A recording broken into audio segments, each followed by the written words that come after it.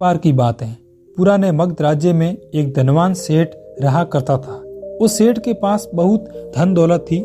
एक दिन उसने सारे धन दौलत का हिसाब लगाया और पाया कि ये दौलत तो मेरे लिए और मेरे बच्चों के लिए ही पर्याप्त है।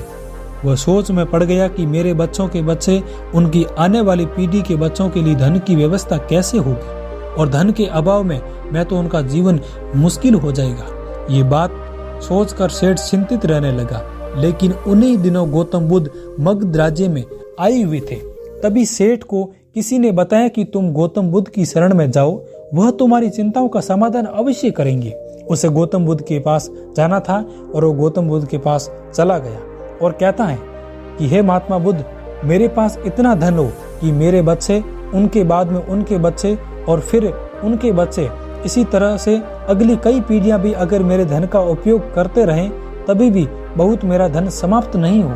गौतम बुद्ध मुस्कुराए और बोले, बिल्कुल ऐसा ही होगा, लेकिन इससे पहले तुम इस नगर के बाहर झोंपड़ी में रहने वाले परिवार की एक दिन के खाने की सामग्री देकर आओ। ये सुनकर सेठ बहुत खुश हो गया और तुरंत ही एक दिन की खाने की सामग्री से भरा थैला लेकर नगर के बाहर वाली कुटिया में पहुंच गया। और वो जैसे कुटिया के अंदर गया तो उसने देखा कि कुटिया के अंदर एक बूढ़ी सास और उसकी एक जवान बहू थी। बूढ़ी औरत बैठकर ध्यान कर रही थी और उसकी बहू रसोई में खाना बना रही थी। सेठ ने बहू की तरफ देखा और खाने की सामग्री का थैला आगे की ओर बढ़ाते हुए बोला कि मैं इस नगर का एक अमीर सेठ हूँ और तुम्हारे परिवार के लिए एक दिन का खाने का राशन लेकर आया हूँ, इसे रख लो। ये सुनकर बहू ने मना कर दिया और कहा कि हमारे पास आज के खाने की व्यवस्था है। तब सेठ ने तो इससे कल की व्यवस्था हो जाएगी। उस औरत ने कहा, माफ करें, लेकिन हम अगले दिन के लिए इकट्ठा करके नहीं रखते, हम रोज के खाने की व्यवस्था रोज ही करते हैं। ये सुनकर सेठ ने सोचा, एक ये लोग हैं जो अपने कल के लिए भी भोजन इकट्ठा नहीं करते और एक मैं हूँ जो अपने आने वाली कई पीढ़ियों के लिए धन इकट्ठा करने की चिंता में मरा जा रहा हूँ। अब उस सेठ को समझ आ चुका था कि आखिर गौतम बुद्ध ने उसे नगर की कुटिया में क्यों भेजा था। अगले दिन सुबह होते ही वह सेठ श्री गौतम बुद्ध के पास पहुंच गया और बोला कि गौतम बुद्ध, आप जो मुझे समझना चाहते थे वो मैं समझ गया हूँ, लेकिन क्या आप मुझे थोड़ा विस्तार से बताएंगे कि चिंता होती क्या है, ये कैसे पैदा होती है और इसका निवारण क्या है। गौतम बुद्ध ने कहा कि कल के लिए की जाने वाली चिंता हमारे कल को बदले या न बदले, वो हमारे आज की खुशी जरूर छीन लेती है। चिंता एक ऐसी मानसिक बीमारी है जो हमारे जीवन की हर तरह की खुशियां छीन लेती हैं और जीवन को निरस बना देती हैं। असल में चिंता का वास्तविक अस्तित्व नहीं होता। चिंता एक ऐसा भाव है, ऐसा विचार है जो आने वाले भविष्य के डर से पैदा होता है। जिन चीजों के ऊपर हमारा कोई नियंत्रण नहीं होता, जिनके लिए हम कुछ भी नहीं कर सकते हैं, उन चीजों के बारे में बार बार सोचना ही तो चिंता है।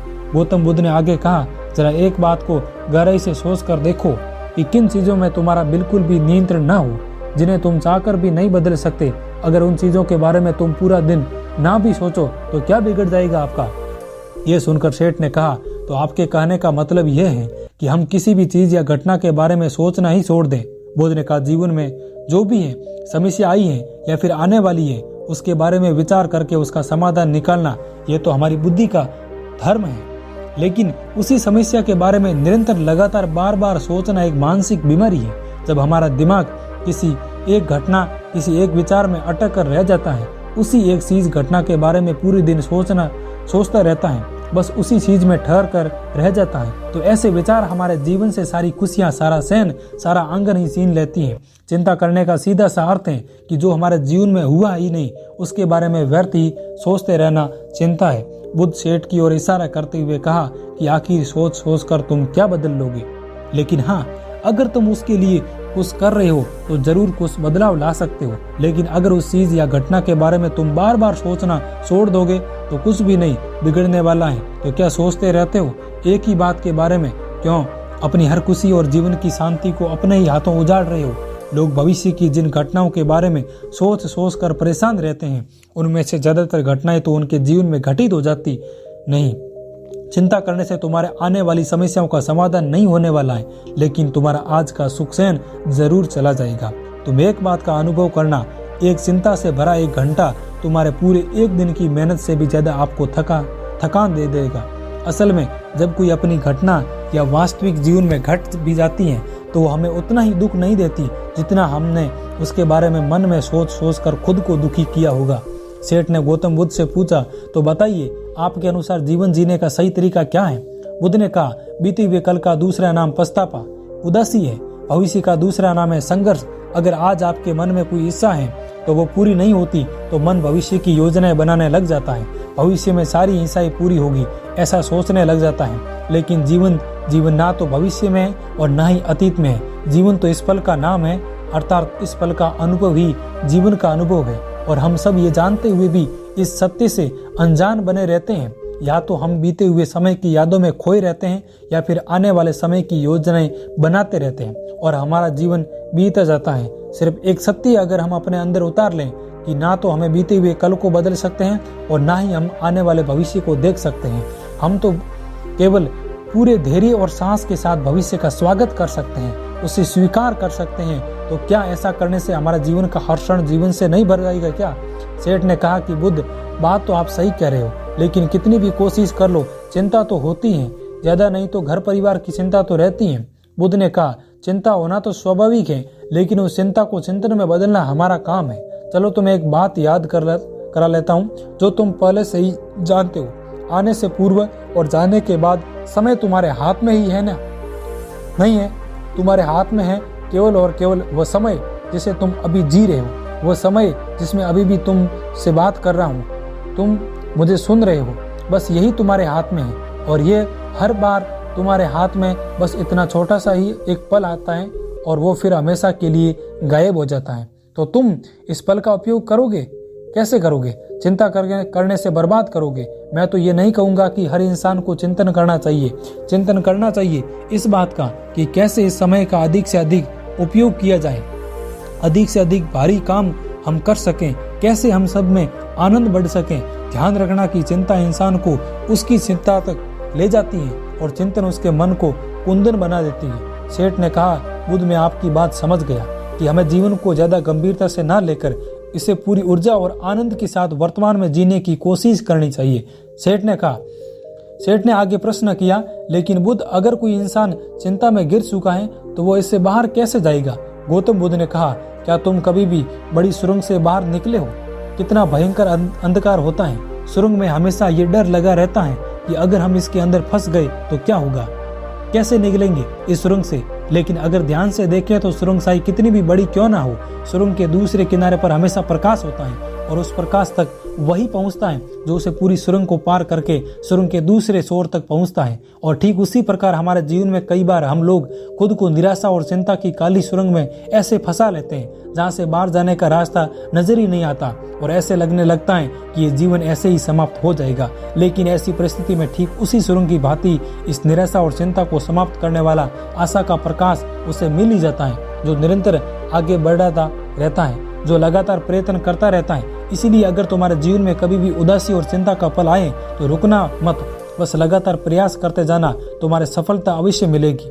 अब तक सेठ गौतम बुद्ध की बातें समझ चुका था। उसने बुद्ध का धन्यवाद किया और वहां से चला गया।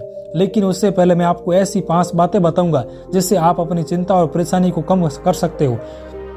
तो जो पहले ही बात है वो ये है कि जीवन को ज्यादातर गंभीरता से लेना छोड़ दें कि ये हो गया तो क्या होगा, वो हो गया तो क्या होगा। कुछ भी नहीं होगा।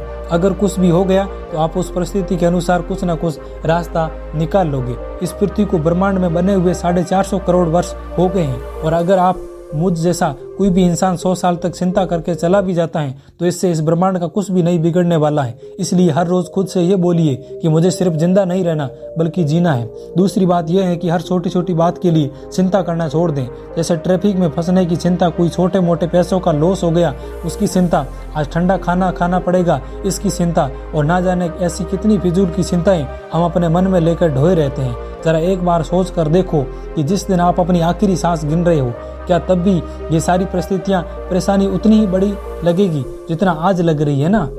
तब उस दिन ये सारी परेशानियां जो आज आपको पहाड़ जैसी लग रही हैं, एक छोटे से रेत के कण से भी छोटी लगेगी। इसलिए हर छोटी बात के लिए चिंतित करना छोड़ दीजिए। तीसरी बात, ये बात हमेशा याद रखिए कि जीवन बहुत छोटा है।